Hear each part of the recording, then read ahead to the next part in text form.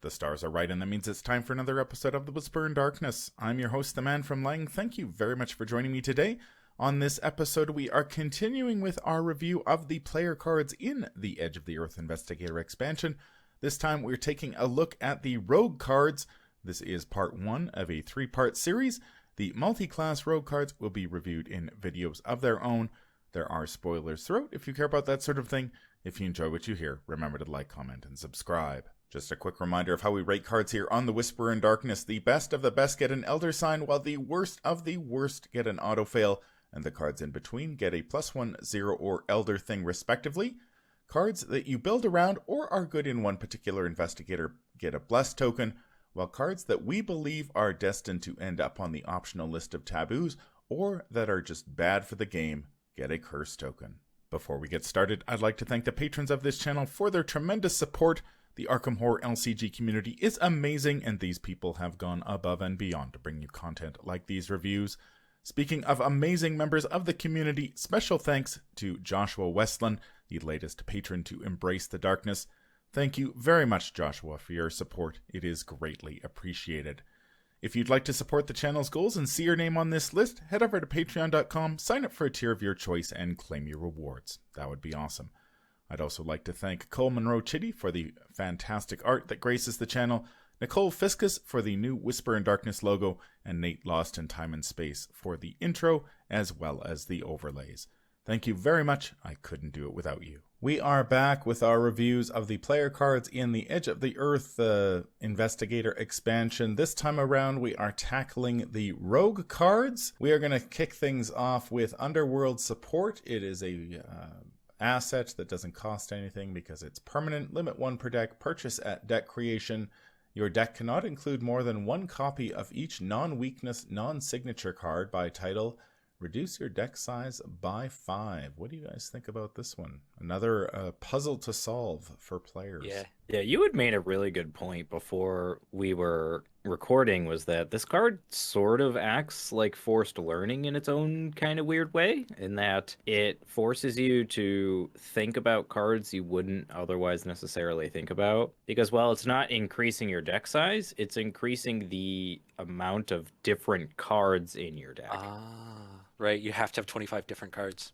True, that's not something that you normally have to deal with. Yeah, I tested this in a Winifred Habermock deck, and I basically just took a Winifred Habermock deck that I was playing, threw this in there, and then took out all the duplicates, and I ended up at 18 cards, and so suddenly I was left like, well, I need to fill 7 cards. What am I going to play? And so you start looking at the card list and looking at cards that you may not necessarily have considered before. So while Forced Learning gives you 15 more cards to play around with, so you can play some of the cards that may not make the cut in a traditional 30-card deck, this sort of does the same thing by removing all the duplicates and then forcing you to look at cards that you may not have considered playing, because suddenly you now need to put in 8, 9 cards that to make up for the duplicates that you may not necessarily play. So it was a very interesting experiment to look at that deck and then go through the card list, especially with somebody like Winifred, who has only access to the rogue card pool and neutral cards, and be like, well, am I going to play some of these events that I don't necessarily play, or am I going to play weapons that I was actually sort of looking at it and being like, do I play Switchblade now because I need an extra weapon? So that's true. Yeah, it was an interesting experience. And when I did play the deck, it didn't feel that much different from playing a regular deck, with the exception that you become very well aware that when you have that one copy of Leo DeLuca in your deck, you're like, well, I cannot commit this to a skill test because it's my only copy. Or I used a Money Talks to deal with a Frozen in Fear. It's just like, well, I hope I don't draw another Frozen in Fear because I don't have Money Talks to deal with it. So you start to look at cards and value them a lot more. I enjoy this thing actually. The downside is definitely a downside of only being able to have one copy. But if it opens you up to try new things, with a try if the downside opens you up to try new things, whilst enjoying the upside of a bit more consistent deck, like it helps you find the like very specific cards that you're looking for in say your opening hand. Like that's great. I love this card. One thing to note is that I think rogues have a lot of like one-ofs anyway in the form of exceptionals. But not only that, but things like Lone Wolf or Well Connected, you can only run one of anyway. So Underworld Support kind of rewards you for only packing one of. And maybe this opens up some new design space where they can explore more one-ofs in Rogue and create cards that are tailored towards that sort of playstyle. Obviously, we have the exceptional cards once you upgrade, but perhaps more level 0 cards that fit into this sort of archetype.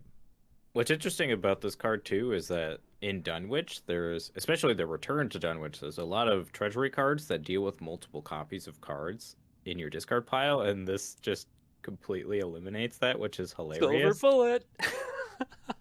And then there's that one treachery in Return to Forgotten Age that Nate you've had a lot of trouble with. I hate that think treachery. I hate like, it. Silver bullet.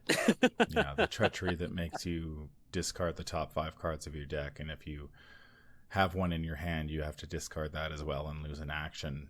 This just nullifies that right out of the gate, so that's pretty nice.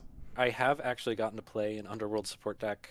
It was kind of this weird variation of a deck I'd published with Forced Learning Jenny, but it was Underworld Support Jenny, and it was for a standalone, and the whole thing was I'm loading up on a lot of cards you only want one of, and it specifically was Black Fan, Well Connected, and Geas. So the idea was like these are like cards that are pretty strong, but you only need one of them, and then you just kind of get them as quickly as possible, get them out on the board. And because the deck was smaller than normal, I felt like I didn't have to spend a lot of XP on supporting that combo, if that makes sense. Because they were easier to find.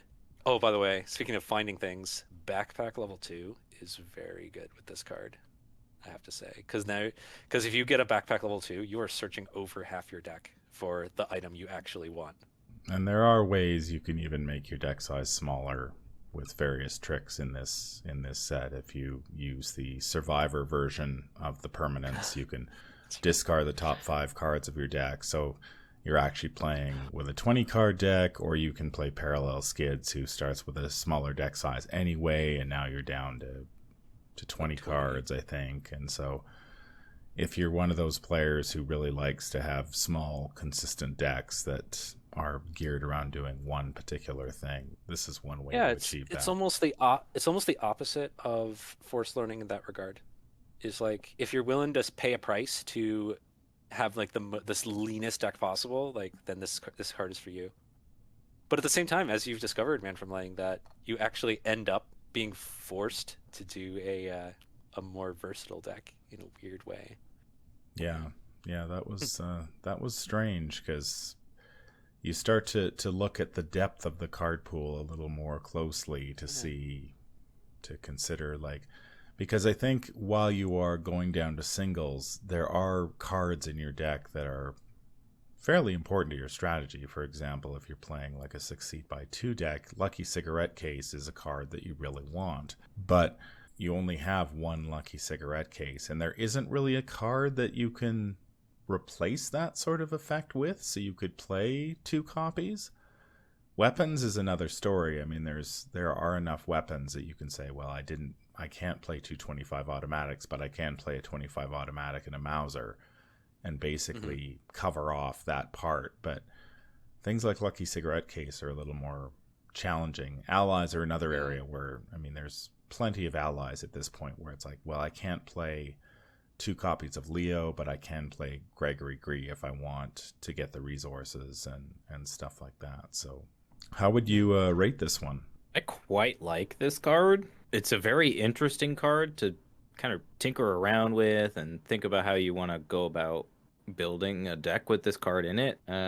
For that alone, I would give it a +1. It kind of tends to be my barrier, is like, does this card interest me? And do I want to build decks with it? I'll give it a +1 as well, but I think this one deserves a bless because I've discovered you can't shove this into anything. Like you do have to work at it a bit. So I think it's a bless token under the Yeah. rules of bless. That's definitely a more appropriate. Okay. Definitely more Yeah. appropriate rating. Yeah. Yeah, I think if I hadn't experimented with this card, I would have been tempted to give it a rating outside of Bless. But now that I've had a chance to actually build something with it, and the sort of decision making that goes on once you put this into your deck, I think it's definitely a Bless token. It's not something you do lightly, and when you do add this card to your deck, you will be confronted with a lot of decision points to make, which I think is a really good thing. If you're a new player who doesn't really, or you're somebody who doesn't enjoy deck building, then I don't think this card is for you. But for those in the community who enjoy building decks and playing around with card combinations and stuff like this, I think this is a really nice addition. And I have had some experience playing Highlander decks where you're only playing singletons, because you can go on Arkham DB and have it build you a Chaos deck, which basically does the same thing. It just, you often end up with a bunch of singles, and when you play the deck, you're sort of forced to reevaluate the power of cards, and suddenly cards like, just using one example here, like you usually end up with a knife in those sorts of decks, and suddenly you're like, well, actually, here's a situation when knife might actually be useful, and you start to look at cards and evaluate them in a different way. And I think that's good if you enjoy card games like this with hundreds and hundreds of cards to work with. This allows some of those cards that may not be the cream of the crop to make the cut more often. That brings us to Scout Ahead. It's a 1-cost event with 2 agility skill icons, insight and trick trait. As a move action, you may move up to 3 times. Enemies do not engage you during this movement. The trick trait obviously synergizes with Rita Young if she is looking for an effect like this. The 2 agility skill icons are awfully nice on something like this. What do you guys think about this one? They're nice, but it's a little unfortunate that when we're looking at this card in the context of the whole card pool, that Nimble exists, and this kind of feels like a worse Nimble, I feel, a lot of the time. I see what you're saying. I mean, that being said, it's still action economy. If you need to move 3 times, this card does that. Yeah. But, I mean, other than that, I find movement tends to be like, I want to move 1 location at a time. I don't really want to move across a huge swath of locations when I want to move. Yeah. So that can be kind of tough, but unless you're like chasing an enemy down or something like that, then Scout Ahead can be pretty good. But yeah. I don't know. I'm not super big on this card. I've played some 4-player games using this and having another person at the table using this, and I think in 3-4 player, it starts getting pretty good because there are times when you want to like get a lot done in one turn, the Skids O'Toole type of turn. And Scout Ahead, it's situational, but it helps you do that because there are some times where it's like I really need to move twice. For example, to get that extra action. Like, you don't have to move 3 times with this. You can move twice. You can use it to skip over a nasty enemy. That is situational, but it can happen. I think this is a fine card. I think it's finely costed. I think its effect is fine. I think it's like a nicely designed level 0 card. I think in, like you said, Matastrophic, this is probably better in higher player counts where investigators tend to get spread out a little more as they explore the map. I don't really see myself needing a card like this in a solo setting where you're sort of just moving, like you said, Nate, 1 location at a time. I move, I investigate, I move to the next one. Unless you're in a situation, in a scenario where you need to backtrack or move around a lot more. But, even in the one that comes to mind is Doom of Esley, where you have to make your way back to the entrance. There you've got that card that just lets you resign, so you don't actually have to make the trip at all. So I do like the fact that this is a level 0 card and that rogues do have adaptable. So if you do need this for a scenario, if you think, okay, I'm coming up to a scenario where movement is going to be more important, or the map is going to be large and I'm going to have to, something like Phantom of Truth, where you're sort of running in a circle a lot. You can sub this into your deck very easily and then play that scenario and then easily pull it out for something else the next scenario. And I agree with you, Matastrophic. I think it's fine. It's not a card that I would probably put in my deck until I know that I'm going to need it for a particular scenario, but I think you'd be glad to have it when you encounter those situations. How would you rate this one? I'd give it a 0. It's fine. I'd also give it a 0. It is a fine card. Yep, 0s all around. I think it's nice. It's nice that it's got the trick trait. I think Rita is the more cards with trick traits that are released make Rita a more interesting investigator to play, which I'm always in favor of. I think the insight trait doesn't really help here because I believe Joe Diamond can't take this unless he wants to really stretch his deck out of shape to buy versatile or something like that. But yeah, it's a fine card. It doesn't let you teleport across vast distances like many of the Seeker cards. So they reined it in a little bit here. The next card is 21 or Bust. It is a 2-cost event that has the Fortune and Gambit traits. It has an combat and agility skill icon. Hold on to your hats because this one has a ton of text. 1 at a time, reveal random tokens from the Chaos Bag until you choose to stop. Treat each Skull, Cultist, Tablet, or Elder Thing as a 5, the Auto Fail as a 10, and the Elder Sign as either a 1 or 11. If the combined value of those tokens, ignoring plus and minus values, is 18 or less, gain 4 resources. 19, gain 5 resources. 20, gain 6 resources. Or 21, gain 9 resources. I have to say, cards like this give me a massive headache. I read this card and I just don't want to play it. We've seen these. I know these cards are fun, and rogues have received many of these sort of gambling cards in the past, but more often than not, I find that the gambling cards just don't work out in your favor. Especially with one like this, where depending on the campaign you're playing and the level of difficulty you're playing, the Chaos Bag mix, it just gives me a headache and I don't want to play it. This is a way to slow down the game by spending 5 minutes playing effectively emergency cash. Yeah, it is. You know, while you guys were talking, I was like thinking about what difficulty this would be the easiest to get the most amount of resources out of. Is it better to try to pull multiple tokens out of an easier bag, or is it better to try to pull 2 or 3 tokens out of a harder bag? It changes all the time because the symbols change value all the time, so it's like and it changes from scenario to scenario, especially in campaigns like Carcosa where you're constantly swapping out tokens.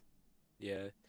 So, like, I think my biggest problem with this, I notice Arkham, I think there's been a few even in this set, cards like this, that it seems like another one of those cards that was designed for the ideal and not for the typical. This one reminds me very much of Voice of Ra from the Jackal and Fine starter deck, in that you do a lot of effort and a lot of work, and you end up with an emergency cache if you're lucky, and then you can also, like, totally blow it. That's right, because they don't actually specifically say here, but you can bust by getting over 22, on your 21 or bust here. Like, so what happens is you have to get 19, 20, or 21 just to get to emergency cache or greater. Like, it seems pretty narrow. And I haven't even bothered to do all the freaking mathematics because I think that's just too much thought for a card that just gives you resources. Like, just play emergency cache instead. Like, or play Faustian Bargain. There you go, or any other of the gain resource cards. Now, there is one exception. I don't think this exists in Arkham yet, but if you happen to have a card that can lower the cost of events, and you could play this for 0 somehow, then this would be pretty good. Well, what if you played double-double? Well, then you can just double-double an emergency cache. That's true, I guess.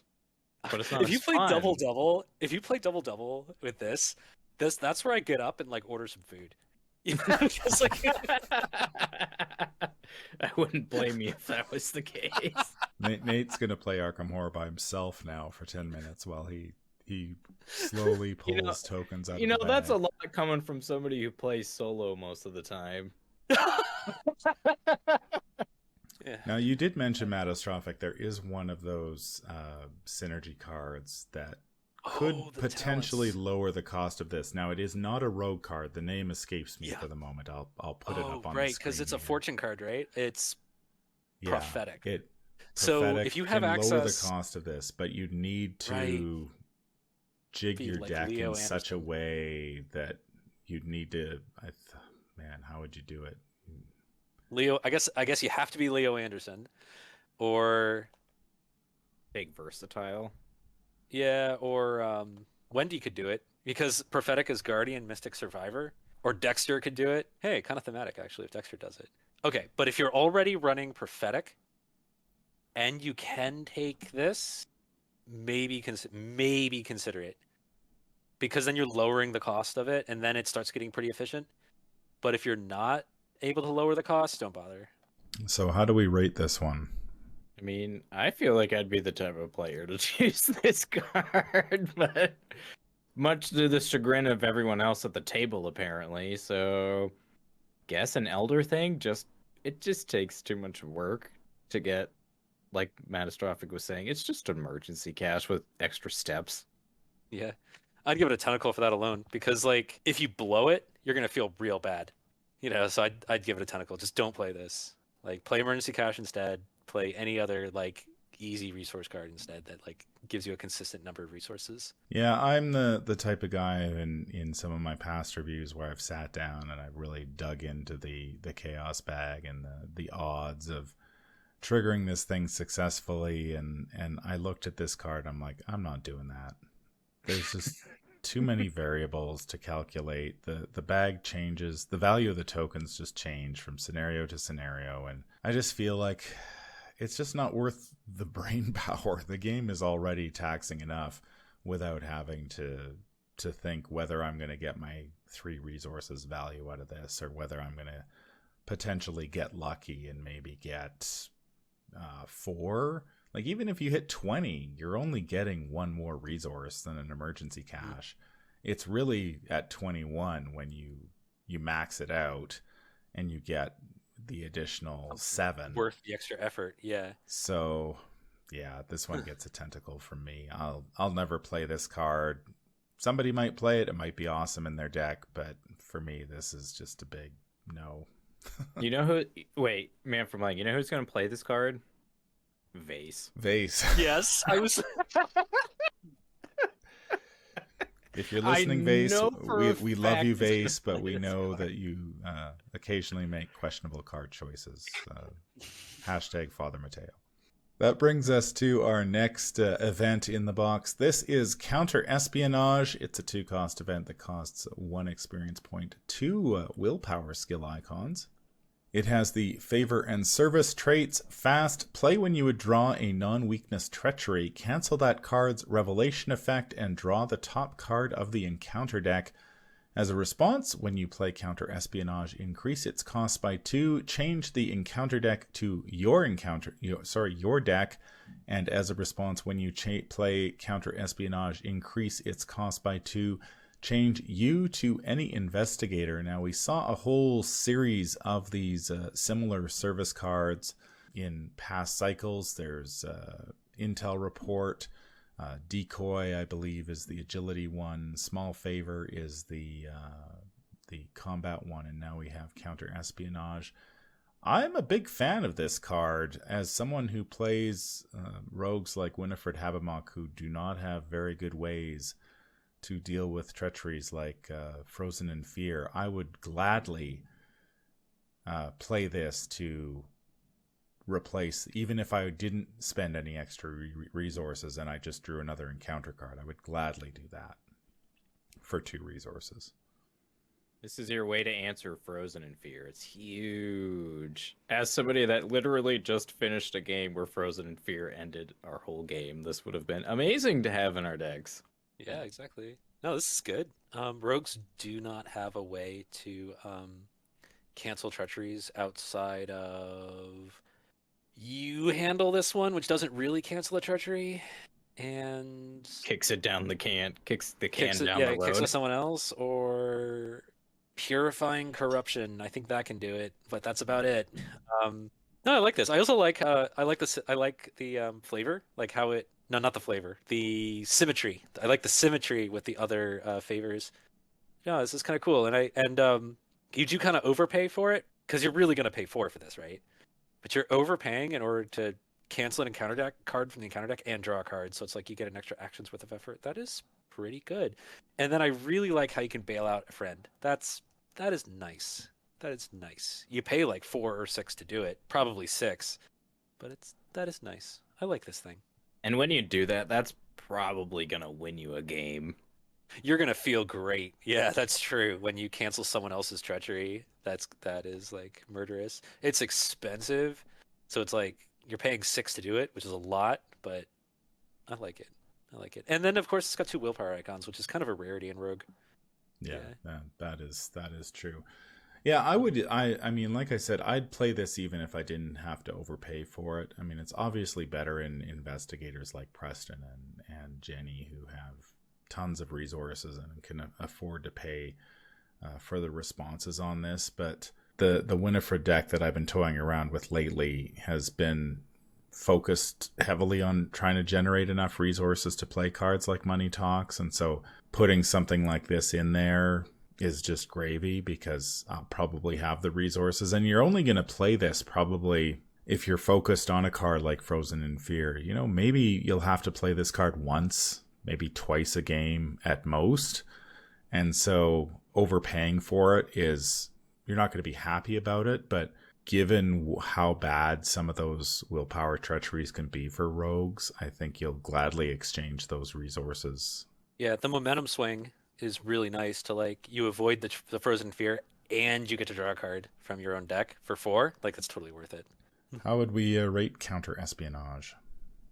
Oh, this gets an easy Elder Sign from me. This card is probably a new rogue staple. I'm trying to think of a rogue that doesn't want to play this card, and it's pretty difficult. I'm giving it a +1 because it is kind of expensive. I wish it was 0 XP, but it's not. So you do have to like say I'm spending 1 of my XP on this, which can feel bad, and it can you can hit a point where it's like I'm gonna get my 6 XP. I have 6 XP, and I really want my 6 XP exceptional card. Oh, I guess I can't play Counter Espionage. So I'd say +1 because 1 XP does kind of hurt a little bit, and it can get pretty expensive. Yeah. I'm going to give this one an Elder Sign simply because, as someone who's been playing a lot of Winifred lately, Winifred's, you know, a lot of the rogues have out of class options that they can fall back on. You know, Finn has access to things in the Survivor card pool. Preston has, and Seeker. Preston has cards in Survivor that he can fall back on. Jenny can take cards from any class.